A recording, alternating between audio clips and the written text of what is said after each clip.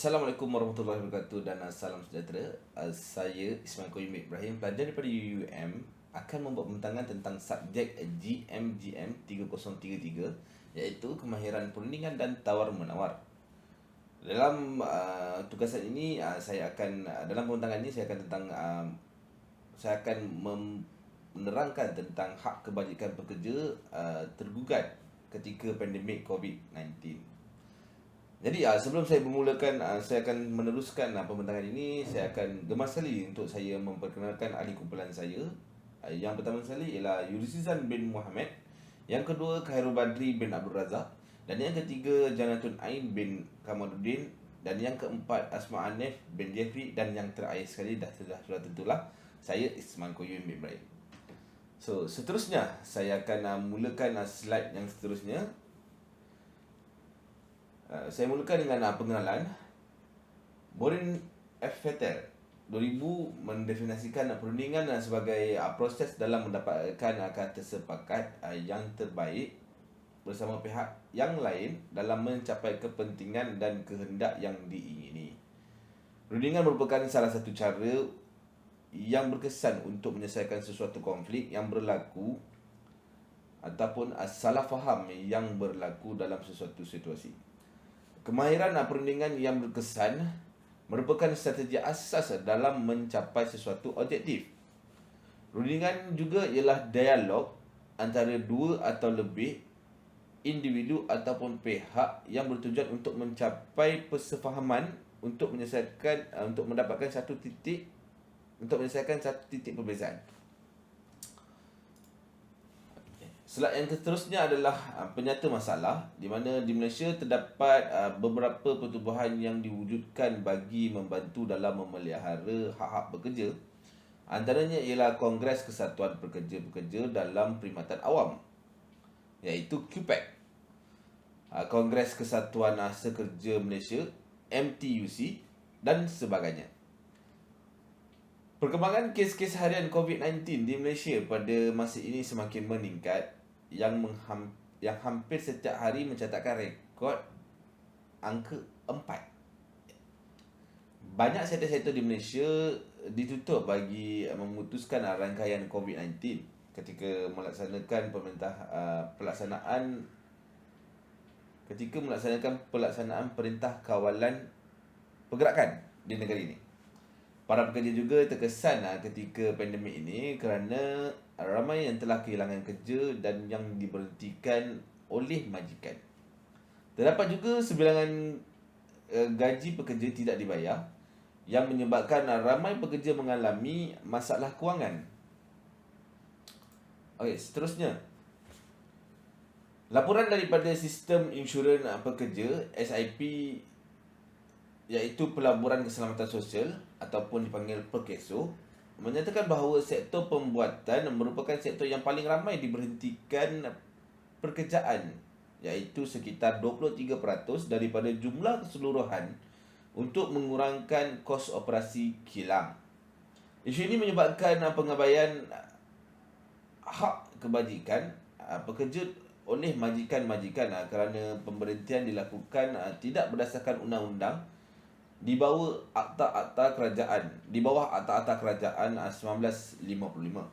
Selain itu, Timbalan Perdana Menteri atau Timbalan Menteri Sumber Manusia menerima sebanyak 2,154 aduan yang melibatkan sesetengah majikan tidak membenarkan pekerja mereka untuk bekerja dari rumah ataupun dipanggil BDR semasa pandemik. Peranan pihak-pihak terbabit sebagai perunding dalam menangani isu. Yang pertama, Kementerian Sumber Manusia.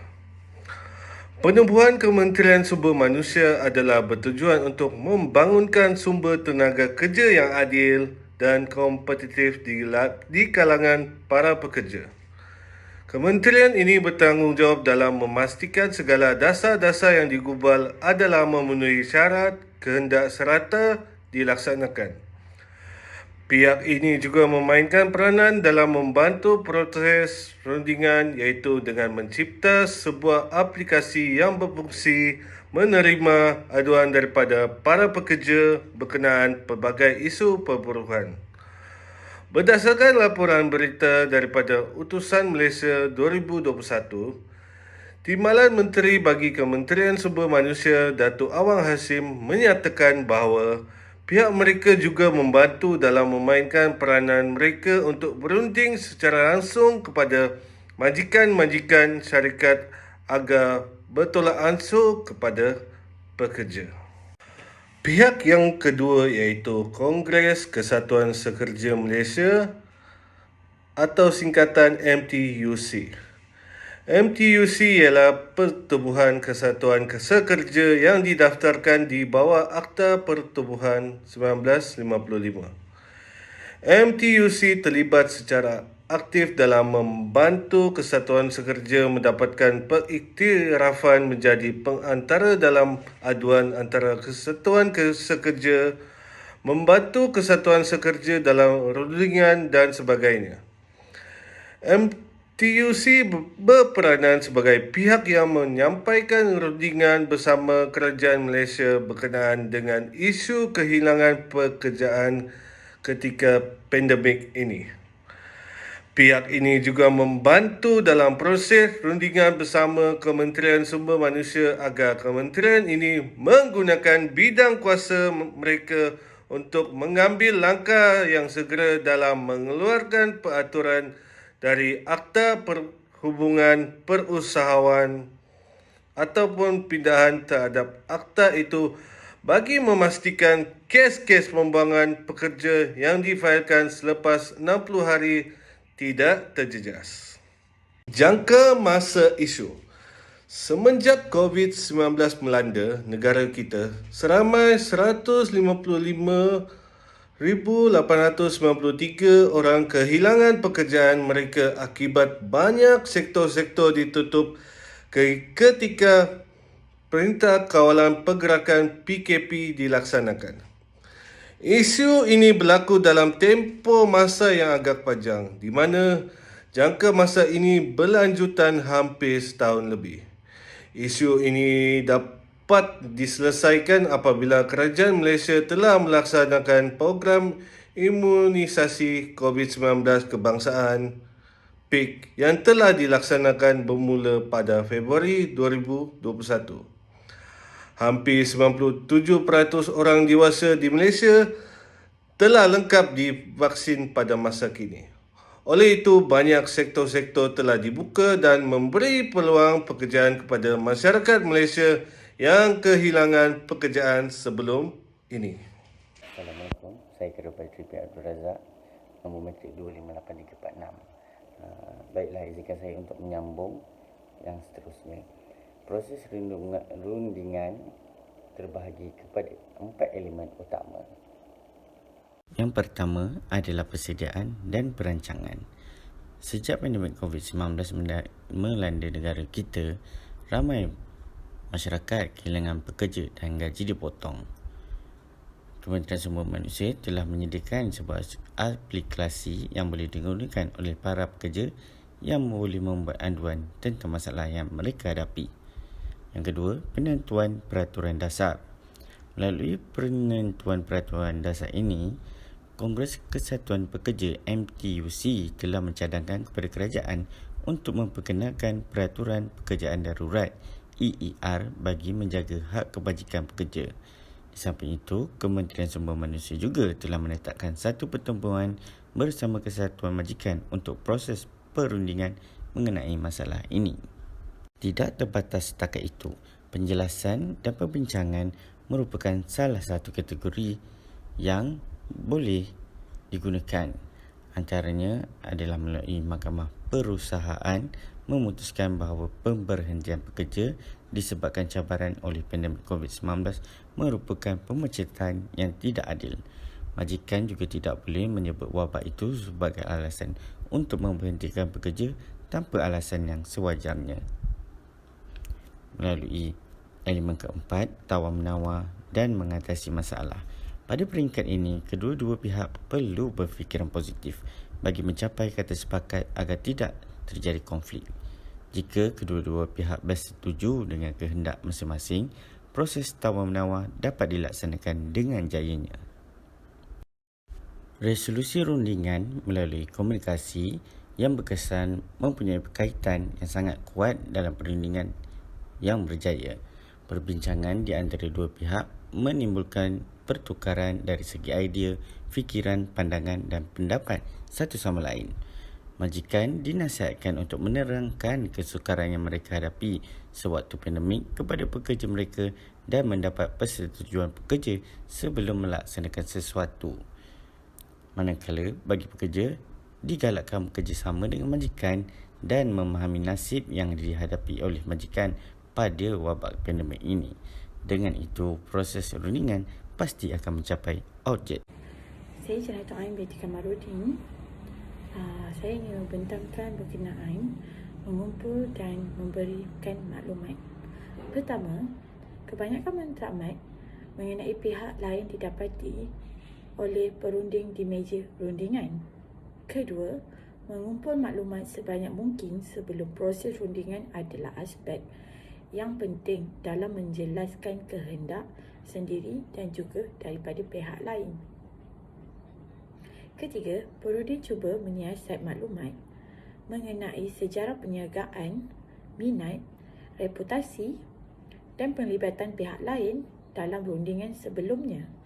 Yang terakhir, jika perunding memahami pihak lain, ia akan menjadi lebih mudah bagi kedua-dua mereka untuk bekerjasama dan mencapai persetujuan yang memuaskan. Seterusnya, saya akan membentangkan menyesuaikan, iaitu accommodating. Pertama, perunding yang mempamerkan aspek ini menekankan kepentingan dalam mengekalkan hubungan dengan pihak lain. Kedua, mereka cenderung untuk mengurangkan ketegangan, meminimumkan perbezaan dan lebih mementingkan dalam mengekalkan hubungan yang baik dan memenuhi keperluan pihak lain. Seterusnya, bekerja sama, collaborating. Pertama, pada peringkat ini, kedua-dua pihak memberi tumpuan kepada cara dalam penyelesaian masalah yang memenuhi sepenuhnya kebimbangan semua pihak dan mencadangkan banyak idea untuk dipertimbangkan sebelum membuat keputusan. Akhir sekali, perunding mencenderung meluangkan masa untuk mencipta asa jangka panjang yang optimum berbanding kecekapan dan meninggalkan nilai di atas meja. Okey, kita masih lagi dalam penyelesaian konflik semasa rundingan. Yang keenam, melibatkan diri dalam mendengar secara aktif. Penyelesaian terhadap sesuatu isu itu tidak akan tercapai sekiranya pihak lain tidak menumpukan perhatian dan mendengar mesej-mesej yang disampaikan ketika rundingan dibuat. Dan semasa proses rundingan juga, kedua-dua pihak perlu melibatkan diri dalam teknik mendengar secara aktif, seperti mengulang kembali maklumat-maklumat yang kritikal, mengesahkan kenyataan-kenyataan serta mengekalkan hubungan mata. Selain itu juga, kemahiran dalam mendengar merupakan aspek yang penting agar setiap pihak peka terhadap isu-isu yang dibangkitkan ketika perundingan bagi mengelakkan berlakunya salah faham dan juga berlakunya satu konflik antara satu sama lain. Kita ke poin ketujuh bagi penyelesaian konflik dalam perundingan. Di mana ketika konflik berlaku adalah penting untuk kedua-dua belah pihak untuk mengenal pasti keperluan perunding dan mencari titik persamaan bagi mencapai objektif tersebut. Dan jika kedua-dua pihak sedia maklum bahawa terdapat kehendak dan kemahuan yang sama, maka mereka akan menjalinkan kerjasama dan mencari jalan penyelesaian secara bersama. Bagi poin tetapkan objektif pula, pembangunan objektif yang memberikan kelebihan kepada kedua-dua pihak adalah penting agar tujuan perundingan dapat dilaksanakan. Yang mana sebagai contohnya lah, rundingan dilaksanakan untuk memberikan keadilan kepada pihak pekerja yang kehilangan pekerjaan dan pihak-pihak majikan juga tidak dapat menghasilkan keuntungan ketika berlakunya pandemik COVID-19 seperti sekarang. Oleh itu, kedua-dua belah pihak telah mencapai satu kesefahaman bahawa dengan bertolak ansur antara satu sama lain bagi menangani isu ini. Kesimpulannya, di mana-mana organisasi pastinya akan wujud satu konflik dalam kalangan pekerja maupun dalam kalangan pengurus. Sekiranya konflik ini tidak ditangani dengan baik dan betul, ia akan mengakibatkan pergaduhan dan perbalahan di antara kedua-dua belah pihak. Dan kemahiran dalam menguruskan konflik perlu diterapkan dalam kalangan pemimpin agar proses rundingan berjaya dilakukan. Rundingan adalah penting untuk pengurusan konflik, yang mana dalam organisasi untuk menyelesaikan konflik agar pihak yang terlibat memahami situasi kedua-dua belah pihak dengan baik dan seterusnya mencari jalan penyelesaian. Sekian daripada kumpulan kami. Terima kasih.